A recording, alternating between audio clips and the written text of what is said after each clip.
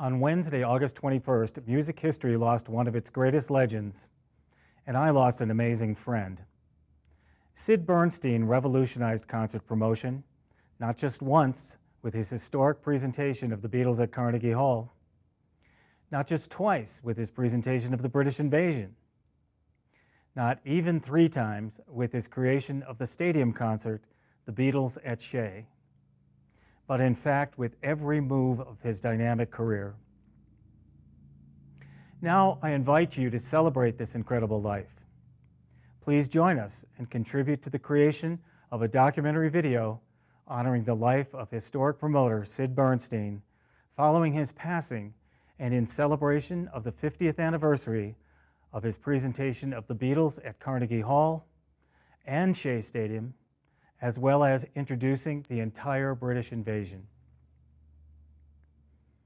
In 1963, legendary entertainment producer Sid Bernstein's insight and persistence created a handshake agreement with Beatles manager Brian Epstein to present John, Paul, George, and Ringo at the fabled Carnegie Hall on February 12, 1964. Few know that Sid booked the Beatles at Carnegie Hall during a blind phone call to Brian Epstein nearly 18 months earlier, when no one, including Ed Sullivan, had ever heard of the Beatles. In fact, the Ed Sullivan Show appearances by the Beatles were scheduled by Brian Epstein on the Sundays before and after Sid's Carnegie Hall presentation because the Beatles had been scheduled more than a year earlier to travel to America to perform for Sid.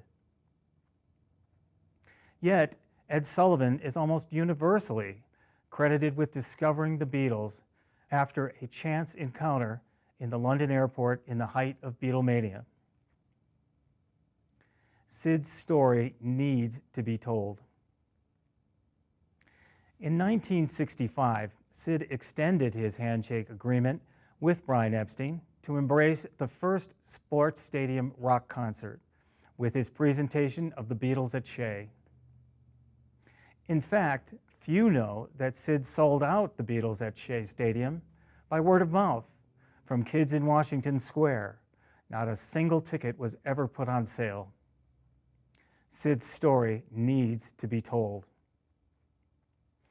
In the 18 months between Sid introducing the Beatles, he also introduced the Rolling Stones, the Moody Blues, the Kinks, the Animals, Herman's Hermits, and the Dave Clark Five, all to America. Sid created the British invasion, and his story needs to be told. Sid also succeeded in breaking the racial barrier in concert promotion with his historic presentation of James Brown at the old Madison Square Garden. Sid also worked closely with mainstream artists, from Judy Garland to Jimi Hendrix, from Tony Bennett to Shirley Bassey. Sid's story needs to be told. I met Sid when he invited me to his Manhattan Fifth Avenue office in 1979. Sid had turned the global spotlight on the Beatles with a full-page ad in the New York Times asking John, Paul, George, and Ringo to reunite to raise attention and funds for the flotilla of Cambodian boat refugees. Sid and I strolled New York Central Park with John and Yoko's home, the Dakota, in the background. Little did we know that a year later, John would be assassinated there. I explained to Sid that months before his spectacular New York Times full-page ad, unknown to all but a few, I had succeeded in arranging for Kurt Waldheim, Secretary General of the United Nations, to issue an invitation to the Beatles to reunite for the Cambodian boat refugees. This is how I met Sid 35 years ago. A decade later, Sid and I pursued a pop symphonic tribute to John Lennon to be held in 1990, the 10th anniversary of John's passing and his 50th birthday. Sid's response to my suggestion for the Lennon tribute in 1989: let's go see everyone that knew John and see what they want to do. So we did. We began at the Madame, the music industry global confab in Cannes, France. The Berlin Wall had just fallen, and the former Soviet world music publishing rights were available for the first time.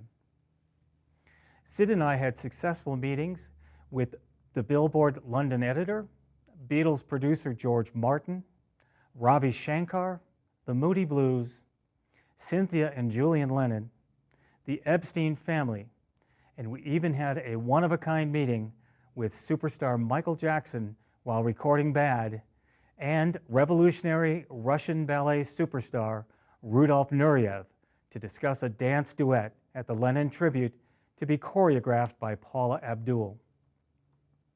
Willy Brandt, West Berlin mayor during the height of the Cold War, who hosted President Kennedy for his Ich bin ein Berliner speech, and later West German chancellor, invited Cynthia Lennon, Sid, and I to stage the John Lennon tribute at the Brandenburg Gate in Berlin. The Berlin Wall had just fallen, and the children of Berlin had never experienced John's music. In fact, all of pop music, since the wall was erected in 1961. The world will be stunned to learn how close Sid and I came to realizing the event and to igniting a perpetual trust fund to support the children of the tri-millennium as its beneficiary. Sid's story needs to be told. Sadly, Sid passed away Wednesday, August 21st, 2013, and was laid to rest Friday, August 23rd, the 40th anniversary of his final presentation of the Beatles at Shea Stadium in 1966.